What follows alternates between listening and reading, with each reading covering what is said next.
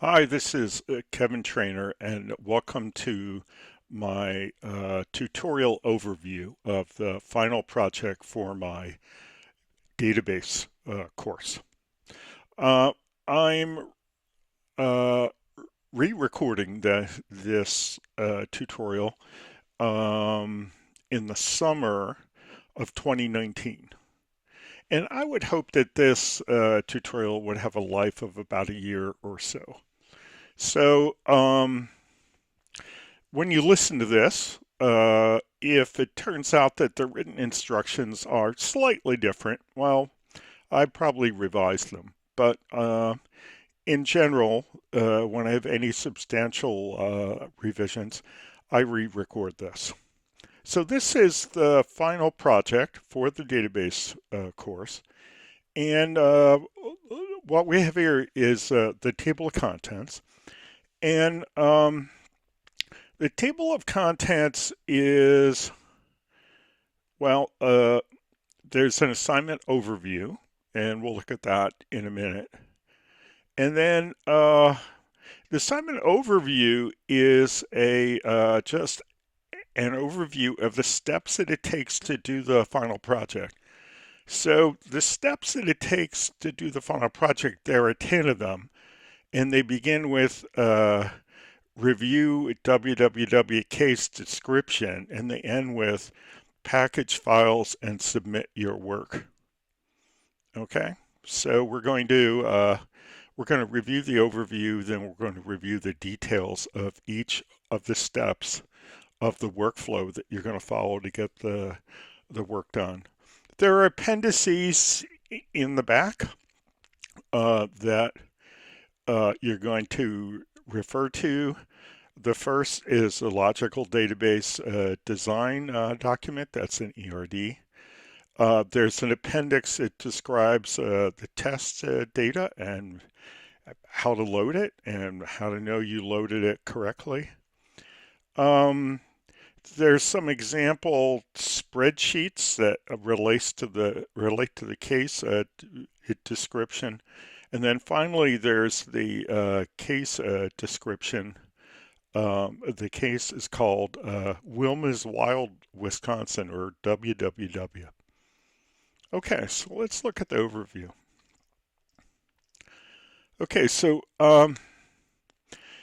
it's not unusual to have some kind of a data project in which you can think of your work on the project as being kind of a multi-step workflow. Okay, and it's not unusual for you to, throughout the project, discover that you've not done everything that you would like to do in one of the steps of the workflow, and you have to back up the workflow. So this is a 10-step recipe or script for getting your work done. It's very workflow oriented, especially the latter part. And what I'd like you to think of is, as you're working on this, start it at the beginning and work your way to the end. From time to time, you're going to have to back up. Might you have to back up all the way to the beginning? Yeah, okay, that's possible. The beginning thing is to read the case description. So perhaps you might say to yourself, I'm not really sure I understand what's going on in this case, and you might back up that far. Might you back up to the second step where we review the logical database design? Sure, I think you'll be backing up to that quite often. Okay, so it's a good work practice to have a workflow that you follow and to back up as far as you have to when you discover that you're not getting the results that you want to, and then start again. Okay, now each of the steps is not going to take you as long. Okay, so the work that you hand in is probably the first version that gets all the way to the end to your satisfaction. Okay, so that's the way we want you to think about this project. So step one, review the case. Now, the case is called WWW, which is short for Wilma's Wild, Wisconsin. It's a case about a small adventure touring business in Wisconsin that does kayaking and canoeing trips. Okay, and I'd like you to read the case. Some of you might have been in a course where I've used this case before. There are several different versions of it, so you want to read this version. Make sure that you understand the facts as they are in this current version of the case. The second thing is there's an entity relationship diagram that expresses a logical database designed to support the solution that we want to build for the WWW organization. And I'm giving you that, and I want you to follow it explicitly, and that's in Appendix A. So that'll probably be the next place you're going. Okay. Number 3 is, and this is a step that I have added in. I've discovered over the years that different students will, either on purpose or accidentally, reset some of the settings of the MySQL product such that they're more forgiving than they should be. And then, of course, they hand in their work to me, and I grade it with the settings that I grade it with, which are the proper settings. And then their work won't run, and they're very surprised by that. So one of the things I've done is I've created a script that resets the settings of your MySQL product to the proper ones for the project, which are the same throughout the course. Okay, so that's the third step. The fourth is to create a schema. Okay, so we're going to create a MySQL database schema for the Wilma's Wild, Wisconsin solution. Okay, and I'm going to recommend that you do that by using the diagrammer in Workbench. Can you do it by hand? Yes, you can do it by hand. Is it a lot harder? Yeah, I think it is. Okay, so it wouldn't be the way I would do it, but then again, maybe it's important to you to learn how to do this entire workflow and not be dependent upon some of the easy features of MySQL Workbench. In that case, perhaps you want to do it by hand. Okay. Once you've done this, you're going to have a schema, and you're going to have turned it into, you're going to have built a database using the schema script. Okay. It's not going to have any data in it. So in step 5, you're going to populate the database. Well, how are we going to do that? Well, I've given you a script to do it. Okay, so the details on that are laid out in Appendix B. Okay, I've given you a script to load the data and a script to display the row counts in all the tables to make sure that you've loaded it the right way. Okay, now this is going to work fine if you've done a great job on step 4. Okay. But if you fell down on step 4, then my script is going to be inconsistent with your schema.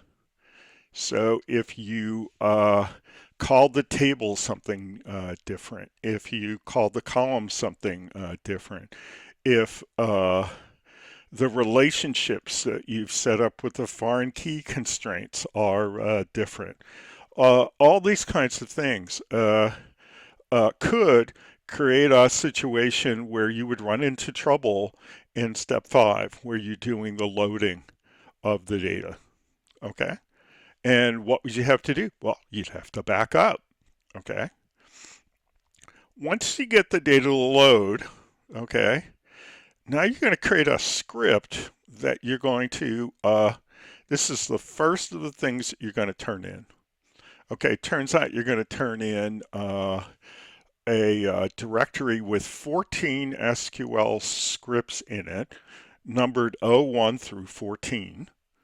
Okay, and the first one is going to be a dump of your database when it's fully loaded. Okay, that's what you're going to do in step 6. Okay, I want to point out this is the first thing that you'll be doing that you actually hand in. Steps 1 through 5 are precursors to the work that you hand in. Okay, the stuff that you hand in begins in step 6. Okay, then once you have a properly populated test database that has the proper schema, now there are 2 sets of scripts that you're going to write. One is a set of queries, okay? And when I say queries, I mean selects, okay? And these essentially show the state of the data in the Wilma's Wild, Wisconsin system when the initial data has been loaded. The second group of scripts, which we're going to build in step 8, we're going to call the database maintenance SQL scripts. And these are going to be things that change the data, inserts, updates, deletes, okay? And what are these are going to simulate events that are happening in the business life of Wilma's Wild, Wisconsin, and you're going to be coding the SQL script that can reflect those events properly in the database. Okay. Now, once you're done with those database maintenance scripts where you've done steps 7 and 8, you would be ready to hand things in if you weren't being careful. Okay. And why do we want to be careful? Well, this is the final project. You have to earn every point. Okay. And this is not the place where you want to accidentally get things almost correct. Okay. So you want to test this whole thing from beginning to end. Okay. Which means you want to drop the database that we created, the www database, and then you want to run the scripts 01 through 14, and you want to make sure that they turn out just as you like. Now, what could have gone wrong? Well, one of the things that you're allowed to do in the scripts, which I've allowed you to do throughout the course, is to hard code primary key values into your scripts. Okay. And you probably have experience already as you've been working on your weekly coding assignments that you do get into trouble if you try to do an insert a couple of times, or you do an update a couple of times, or an insert, a delete, an insert again.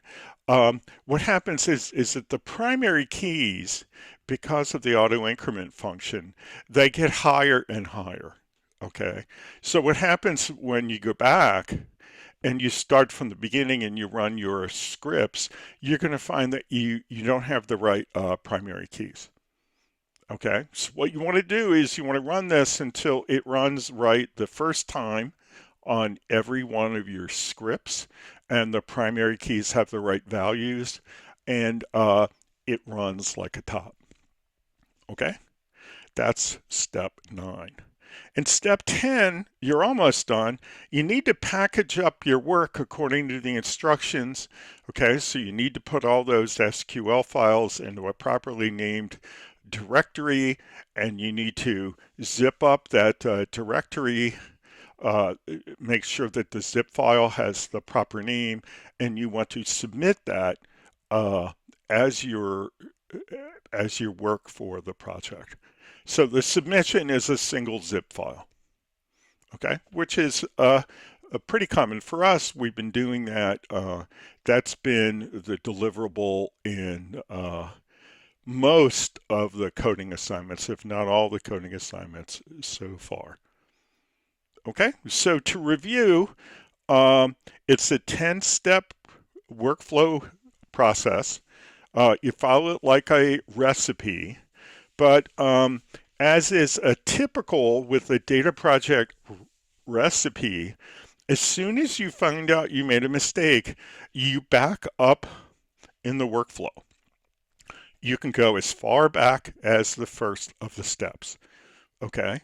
Usually, once you really get going, you might back up a lot to step 4, create the schema. Okay.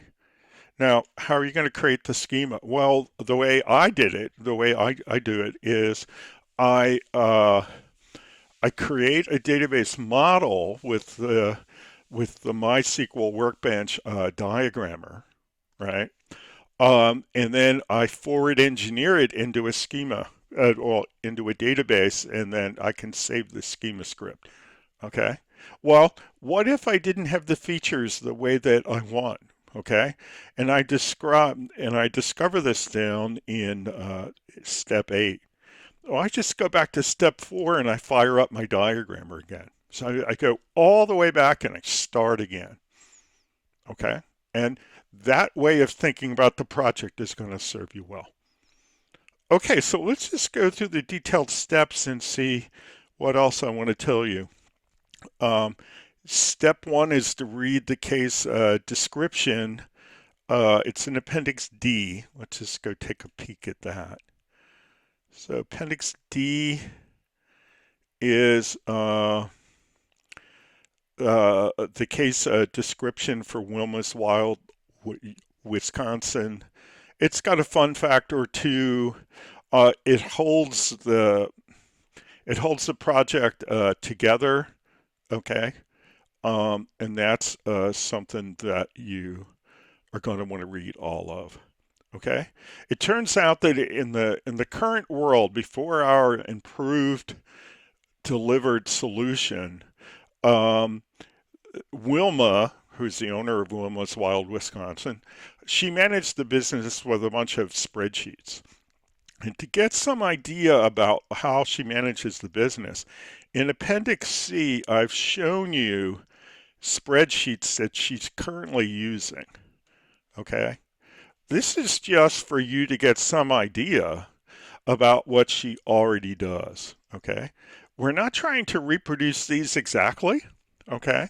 And the values on them are not exactly our test data, although once you load our test data, you'll see that some of these were created with our actual test data, but some were not. Okay? But this is these are here to further illuminate the case that's in Appendix D. Okay? All right, let's go up to the detailed instructions. All right, so that's number 1.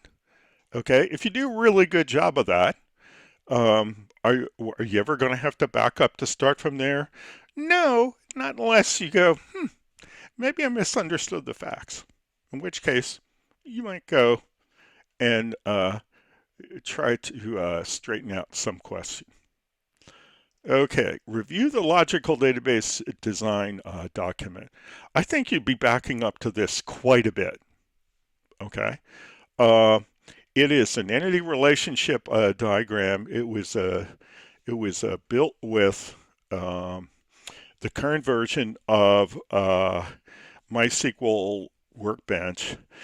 It's actually more than just a logical database design document. It's actually um, what I've actually done is I've taken the actual schema and I've generated a model and diagram from it. And you're looking at the design of my version of the solution. So what's that look like? Well, let's go look at it. Okay. So at the top it says Appendix A, Logical Database Design. Okay.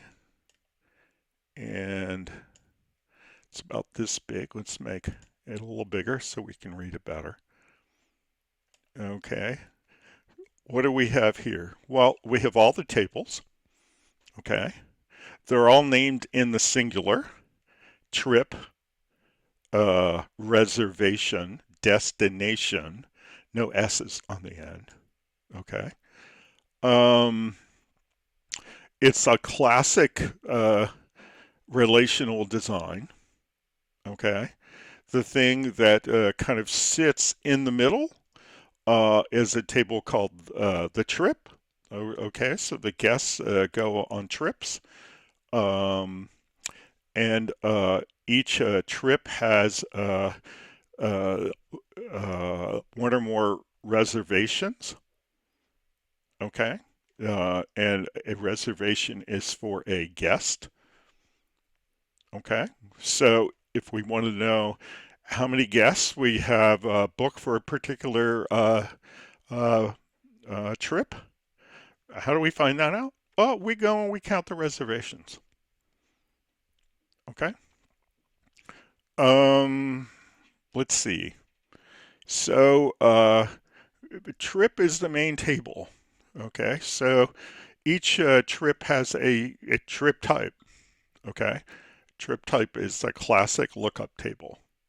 Okay. Has a trip type code and a trip type name. Remember, all these classic lookup tables should have um, should have constraints that the name part be unique. Okay, you don't want to have two trip types that have exactly the same name, or two destinations that have exactly the same name, or two gathering points that have exactly the same gathering point description. They all should be unique. All right. Let's see what else we can do. The guests are the people who go on the trip. Okay. Uh, each guest has a certain amount of experience. It has to do with their ability to swim. Yet another lookup table. Okay. Um, and each trip has a gathering point. This is where the guests are going to gather either to put in for the trip or to be bused to the putting in point. Okay. And then trips have either one or two employees. Okay. Uh, every trip has somebody who's going to be the guide. So there's a relationship here has a guide employee. Some trips may have a gear employee also. This is a person who helps with the gear, and we assign a gear person only in the case where we have a big group with a lot of newbies. Okay, so you can see this is an optional relationship. For every trip, we have 0 to 1 gear employees. And this is a classic case where there are two foreign keys on trip that point to employee, guide employee ID and gear employee ID. Okay, and you can see here if you really look, okay, that gear employee ID uh, has a little a jewel on it that is not fully colored in. and that is to show that it can be null, so it's optional. Whereas the guide employee ID is a full pink or salmon jewel, which says that it's a required relationship. Okay. Um, something I just reprinted these diagrams is so that they're using the current version of the diagrammer and the way it draws the relationships. Um, the relationships between a number of these things are many to many. Okay, so uh, each trip can have many guests. Each guest can be on many trips. How do we do that? Well, we do that with an associative or linking table called reservation. Note that the associative tables in this design are very simple, okay? Uh, they've got two fields, okay? They're both part of the primary key, right? Um, and they're each a foreign key to their table on either side, okay? And because the table is borrowing its key value from the neighbors, these are diagrammed as solid line um, uh, relationships. Okay. Now, this is also true that that means that each employee, each guest can only be on a particular trip once. Okay, so we can't put the same guest on the trip twice because the data structure doesn't support it, and of course it wouldn't make sense in terms of the business anyway. Okay. Uh, Likewise, each employee is able to play a particular role. Okay, which means that they can play the role of the guide. They can play the role of the gear person. They can do reservations. Okay. Now, I just want to tell you that this is information to be used by some kind of a custom application that we're going to build eventually. So um, the design of the database doesn't have to it doesn't have to enforce the fact that only people who can play, say, a guide role have a guide relationship to a trip. I mean, that's something that some kind of a web application is going to check before they put somebody into a guide role. So we need to keep the information, but we don't need to enforce it ourselves with our database design. And that's pretty typical. Okay. You can't, the schema rules for relational databases are not rich enough for you to put every kind of restriction that you would like to into just the schema itself. To a certain extent, we have to rely on the application that we use to maintain the database to enforce some of the business rules. Okay. Up here at the top, we have a CAN guide. So not only do we have information about whether they can be a guide, but what kind of things they can guide. So can they guide a canoe trip? Can they guide a kayaking trip? And eventually they want to get into rafting. Can they guide a rafting trip? Again, all right, that's information that a custom built web application could enforce when we're assigning employees to trips, okay?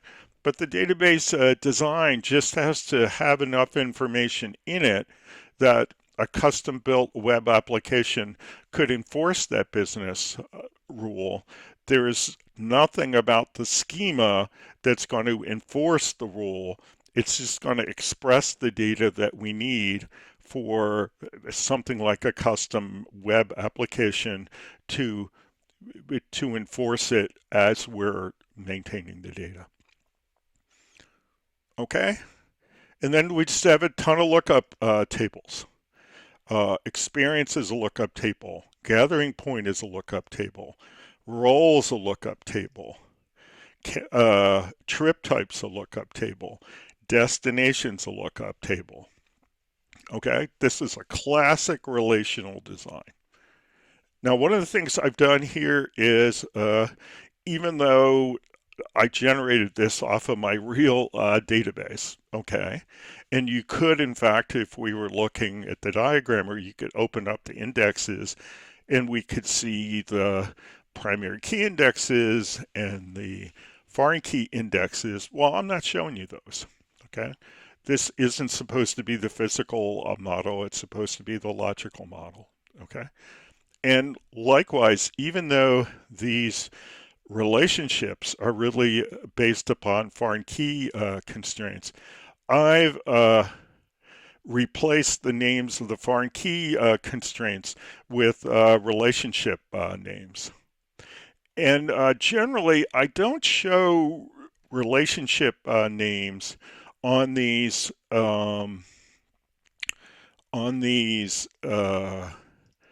associative tables, okay?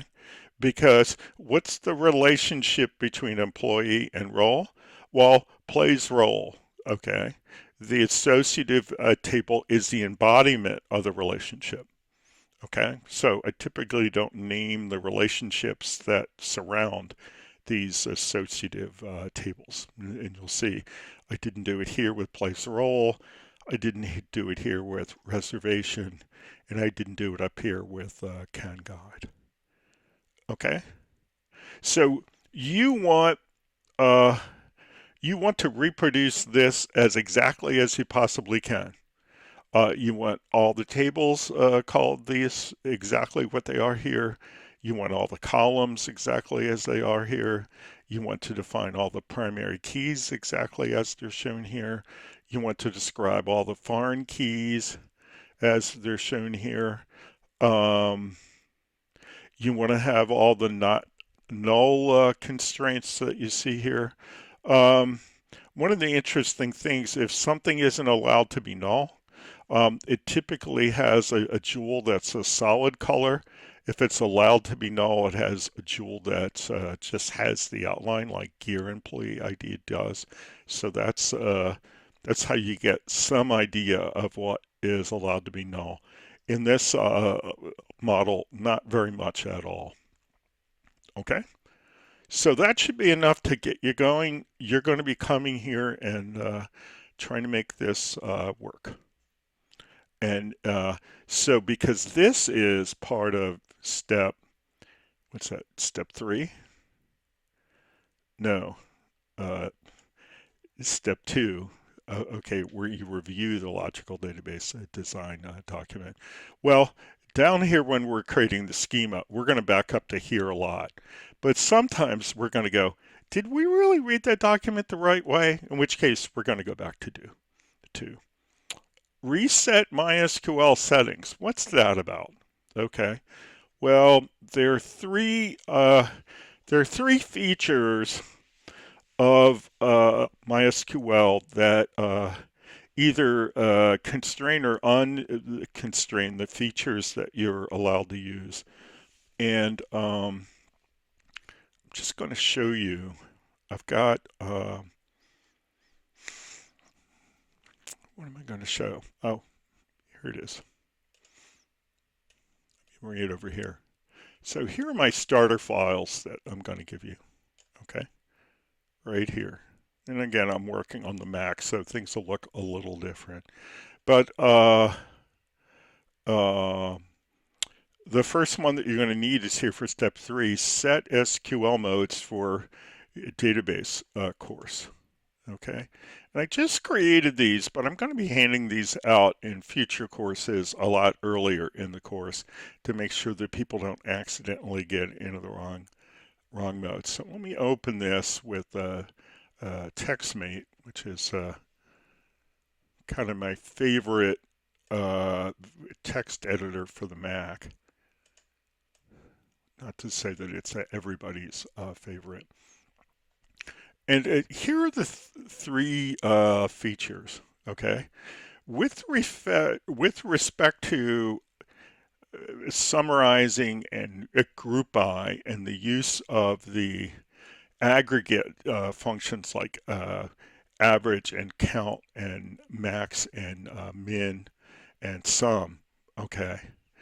Uh, uh, there is a feature that's been around for a couple of years um, that's called only full group by, and it doesn't allow you to pick silly values with respect to group by. Without this turned on, the original MySQL behavior was to be too forgiving. Um, and the best practice now is to leave this only full group by. It comes as the default is to leave it on. And so if you've made one of the classic mistakes in the use of group by and the aggregate functions, it's not going to run. Okay, so this is a setting that I'm going to use. This only full group by is going to be on. So that's what you want to use. Okay. Uh, SQL safe updates. Okay. This is the safe update mode that we've been setting up in the preferences for MySQL Workbench. This is a way for me to make sure that safe updates is off. Okay. Because it will prevent some key values from being used in either the update or the delete that in fact you may want to use. So we want it turned off. Set foreign key checks to 1. That's it's set and on. It's possible to turn off foreign key checking. I've had students do it before. You ought to know that before I run your work, I'm going to turn foreign key checks on. So I'm going to know whether your foreign key scheme actually works or not. So this is the thing that you should run at the point of the workflow as when you get to number 3. Okay. And if it turns out that you come to suspect that any of those 3 features have gotten out of that uh, uh, are not set properly, just run this script again. Okay. It doesn't hurt to run the script because it just puts it in the state where we want it. So we could run it over and over again and it would do no harm. Okay, the big one here is to create the schema. This is probably half of the work that you're going to be doing is in step 4. So what do we want? Well, you need the table definitions, the column definitions with the appropriate data types. You have to identify the primary keys. If there are default values, you need to identify them. Auto numbering is like a special kind of a default value, auto incrementing. And we're going to want to use that on our most of our keys. Uniqueness constraints are particularly important for the names and the lookup tables. You're going to want to have them be constrained to be unique. Not null. not null should be your general default, okay? It's hard to know what we mean by null, okay?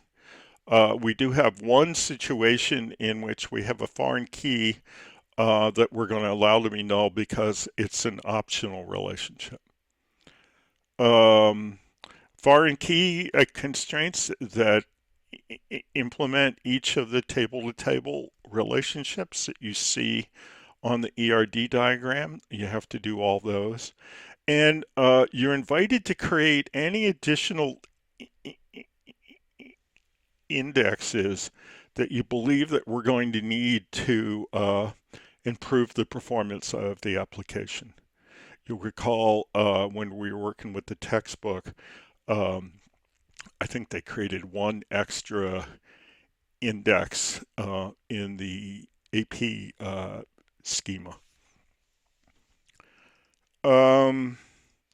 If you have if you're doing your design in the diagrammer, then you're going to finish by saying database forward engineer. Okay. Now, forward engineer is going to create the database from the model that you created the diagram from. It's also going to give you a chance to copy the script. Okay. I find it helpful to copy the script, even though it goes and directly creates the database from the model. Alternatively, if you're doing this by hand and not with the diagrammer, well, then you're going to write it in the data definition uh, language, the DDL. And in that case, you're going to have to run the script. I mean, that's how you get the database. That's how you create the database in its unpopulated state. You take the script that you wrote by hand and you run it. Okay? Whichever way you do this, make sure that your schema is called www all lowercase, because that's what we're looking for. All right? Okay. Once you have the unpopulated database, you're ready to go to step 5. Okay? Where we're going to load the data using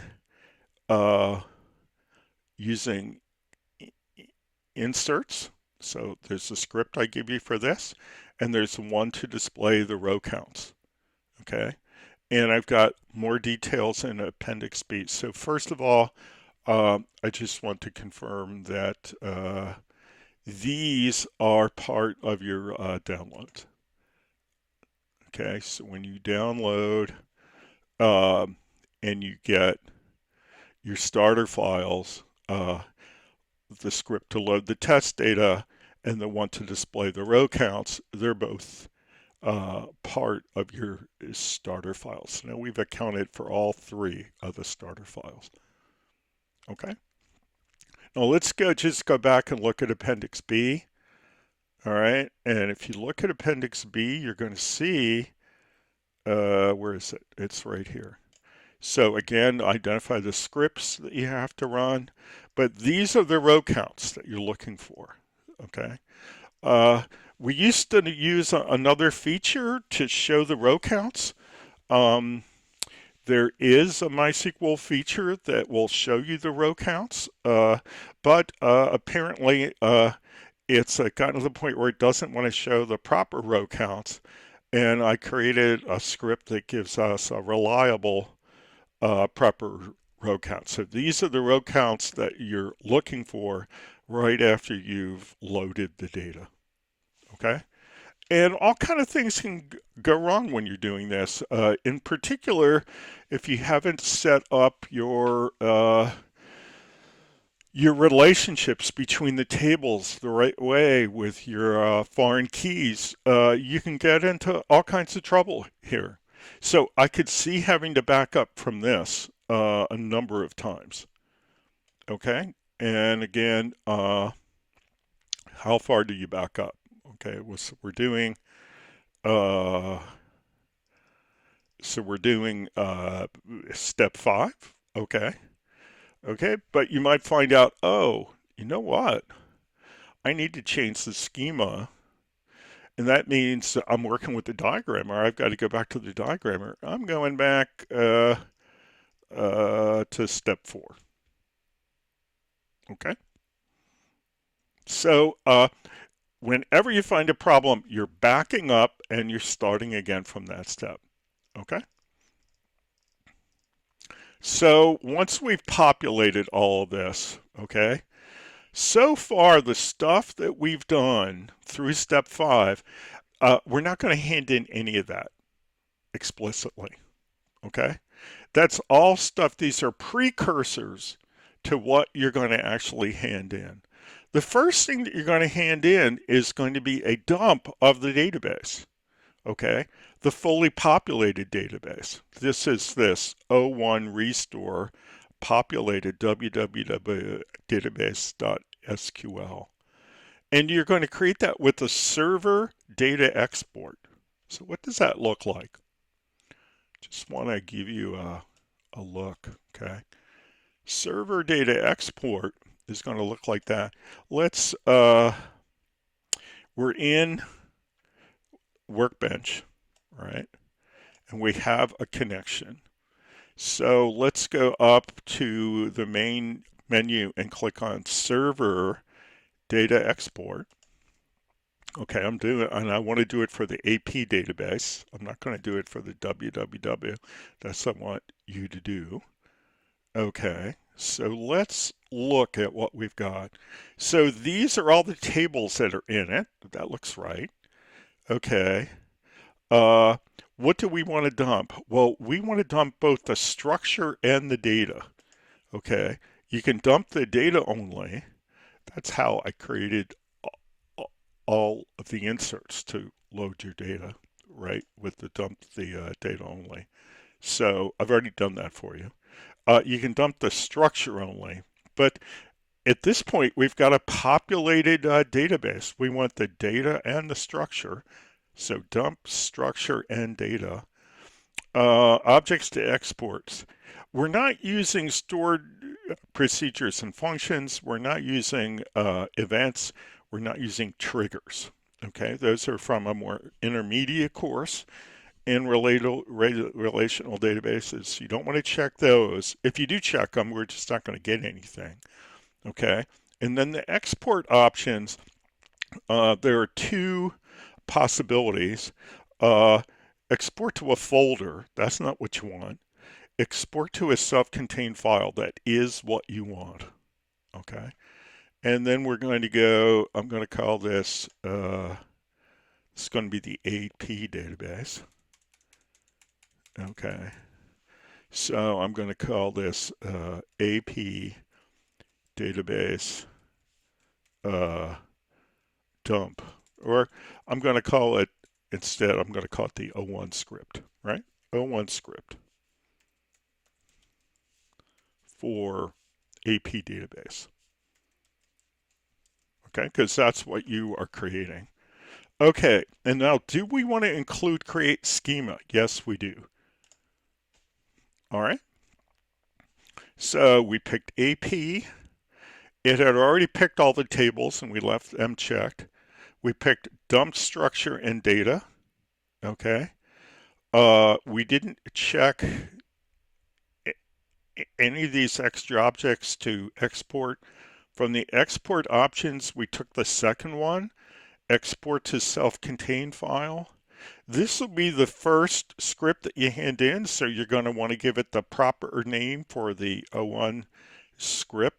I've used one that's slightly different here. And you're going to want to include create schema. So then you want to start export. And there it goes. Okay, now where did it go? Well, mine is set up to go in my user directory to a subdirectory called a dumps, and it's right there. Okay, so let's go open that. Okay, because that's the thing that you should be able to run to start your testing. Okay, so let's go to my directory. Okay, and I've got a directory called dumps. Okay, and I've got one called uh, O1 script for AP database. That's the one. Yours will have the formal name, right? It won't be for the AP database. It'll be for the www. And you can see here that you've got a proper dump of the database. You have a schema script for your database, okay, that uses all the features that are current for the version of MySQL that we have, okay? So for instance, one of the things that they have implemented in the current version is when we say we want to use UTF-8, they've decided that they're going to use this UTF-8 MB4. Okay, so they've kind of put that stuff in there, although that's currently in comment. Uh, but this one says create the database if not it exists. Okay, is that where we want to stop? Now, if you look at our directions, okay, I'm going to say the following thing. We want to do a drop if exists, and then we want to create if not it, it exists, and those two are going to do it for us. So let's say drop if schema uh, exists. So let's copy this, and let's go back and let's add line at the beginning. Okay. So we're going to say uh, if not, if exists. And what this has been saying is it puts the name of the database into tick marks. Why don't we copy that because it'll look consistent. Just put that out there. Okay, and then we're going to save that. Okay, so this is how to create a proper O1 script. Okay, you begin by creating a script with server data export. You pick the proper values, you save it with the right name, and then you make sure you come in and put the drop schema if exists. In your case, would be www up top. Okay, and this will run whether we have a schema or not. Okay, how do we know that? Well, let's just look. We have an AP schema now. Why don't we refresh the schemas? Yeah, we still have an AP schema. Let's run it again.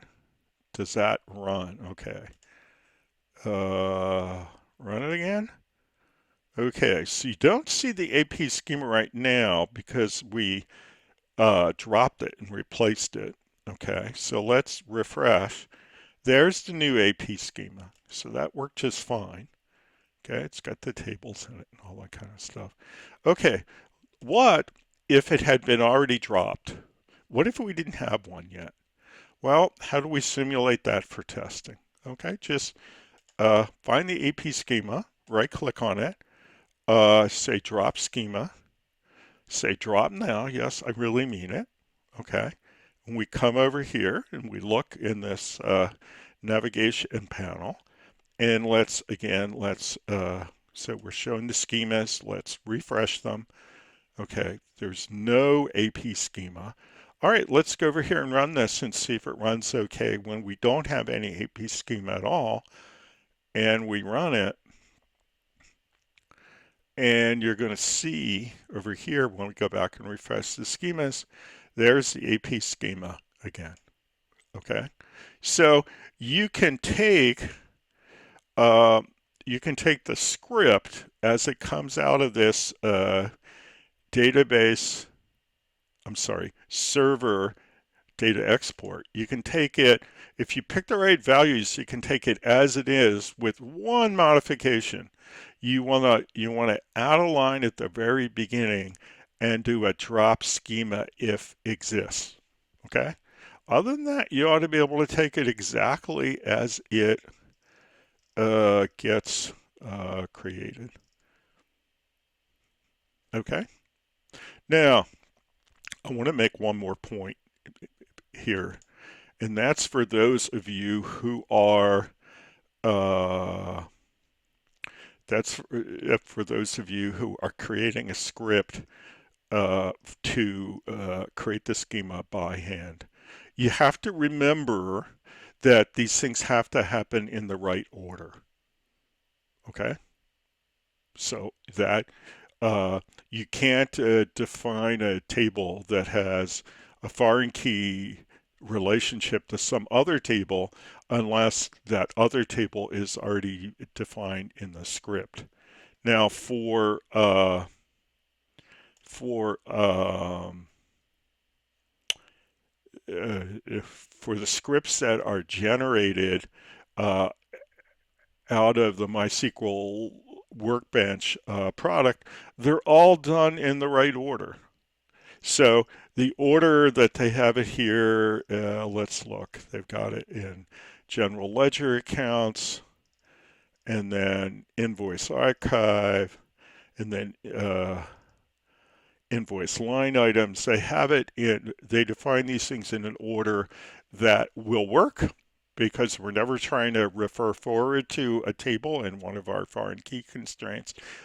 That's just the way the software that generates the script will work. But you have to remember, if you're generating the scripts by hand, you have to remember to put them in the right order. This one script, no matter how you created your schema, you should probably be generating this the way that I show with this server data export. So you should not probably have to worry about that problem there. But you do have to worry about that problem if you decide to do part 4 without using the diagrammer. If you do part 4 by hand, you're going to have to make sure that you divide things in the right order. Okay? So there we are. We've created the restore script. Okay? If you're working on your two sets of scripts that are going to come next, we've got the report scripts, which are mostly selects, and then we've got the maintenance scripts, which are things like insert, update, and delete. If you get the database to like the wrong state, right? So you did an insert, but you didn't do it the right way, and you want to back up, just back up and run the O1 script, okay? This is how you reset the database. If you're fine with the design, if you're fine with the test data, you just kind of bungled the test. You know, you deleted it the wrong way, you inserted it the wrong way. Just come back to what you created in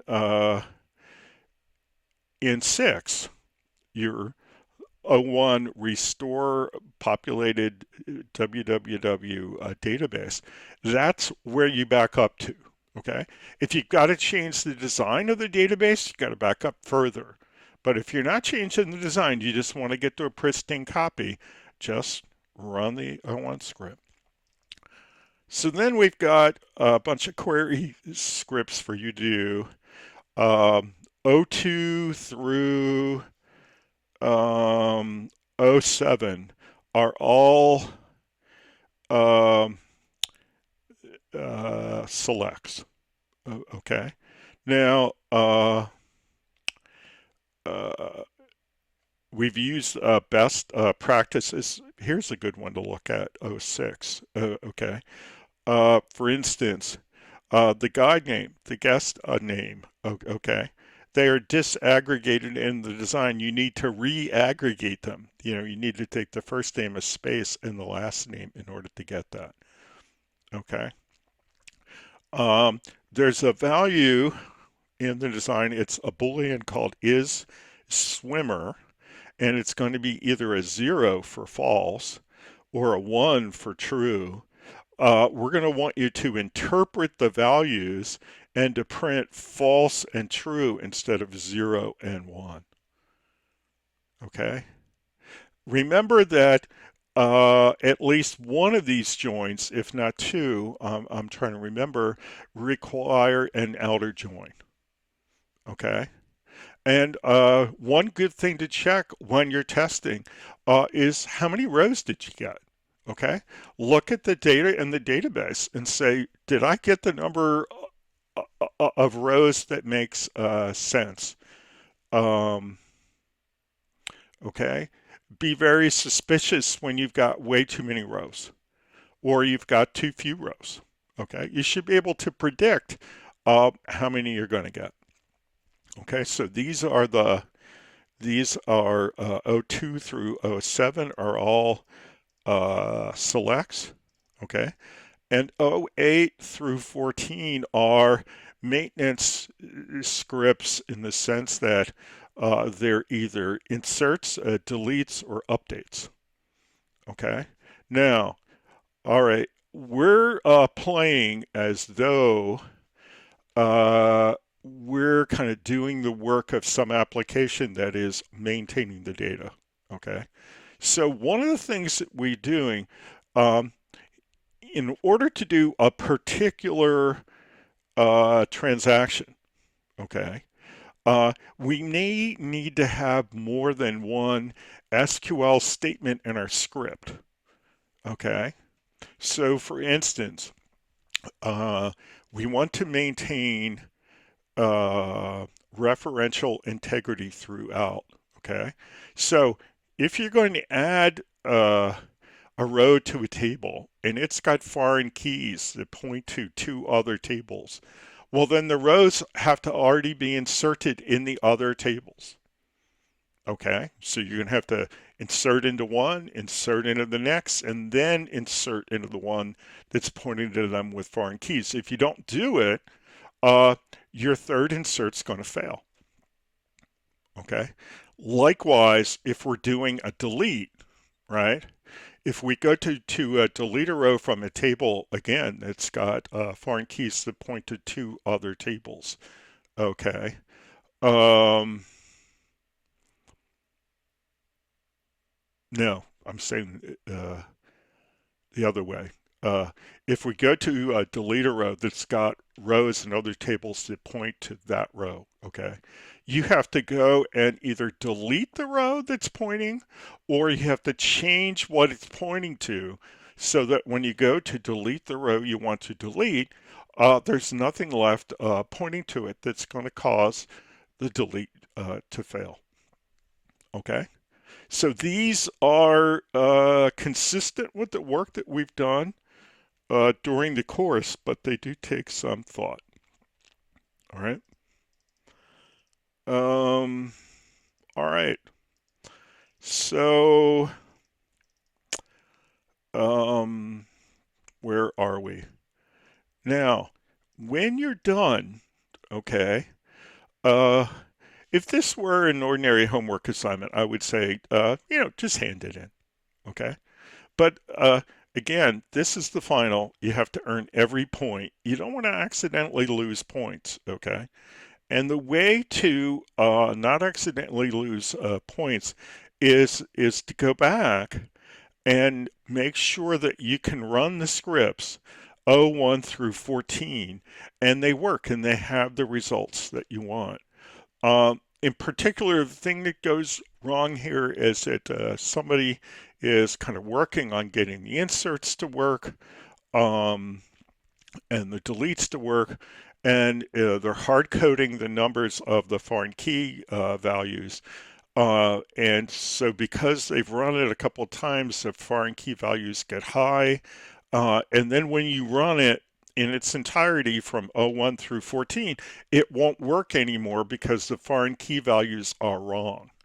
Okay, the foreign key values were right in this kind of thing where you got stuck on, say number 12 for 4 attempts or number 9 for 2 attempts. Okay. Well, it's got to run 01 through 14, one attempt each time, get the right results. Okay. That might take you a while. You might have to run it a couple times to assure yourself that What I'm going to do when I go to grade it uh, is the same thing that you've just been able to demonstrate works before you hand it in. And then the very last thing, package your files and submit your work. Okay, this is a similar approach that we've been doing on the coding assignments. Okay, you're going to have a directory that's called your last name, your first name, final project. You're going to put all of your SQL scripts 1 through 14 under that, and then when you zip it, it should be called your last name, your first name, final project.zip, and that's the deliverable that you submit. Okay. Now, you would think that with all of this uh, kind of help from the tutorial, that nobody would ever hand in something that didn't work the first time. And the fact is that my experience on this has been bad. Okay. So you're going to want to get the points associated with just handing it in one time. Okay. Typically, if we can't get your project to run, we'll ask you to resubmit. We're up against a deadline for grading, so that can be hard. But really, do step 9 rigorously, okay? So that the probability that you'll package it up and send it to us and we won't be able to run it perfectly is down just about close to 0, okay? Because there's points in that, all right? So that's it. It's a fun project. It's a pretty typical small project where we define a solution for a small organization and we do it from start to finish. And I think I tried to emphasize the nature of this as a start to finish workflow. And pretty typically, when you find a problem and you diagnose it, then you've got to jump up higher in the workflow and work your way down again. Okay. If you use that as the basis of what you're doing, it's going to work just fine. Okay, good luck. Remember that there's help available for the final project in the same way that there was help available for the coding assignments. Remember that you're allowed to help your fellow classmates with their final assignment, with their final project, the way that we did with the coding assignments. Generally speaking, somebody can show us their broken code and we can give them some hints and tips. Perhaps we can give them a 1 or 2 line snippet of code. We do not want to it's not appropriate to give other people the solution, our running code, okay? That's not the way people learn, so that's not the way we want to do it. But within the confines of kind of what we've been doing for the whole semester in terms of the way we help you and the way you help each other, the rules are the same for the final that they've been for the coding assignments. All right, I'm finally really going to sign off now. Good luck. Feel free to ask for help, and I'll talk to you next time. Bye-bye.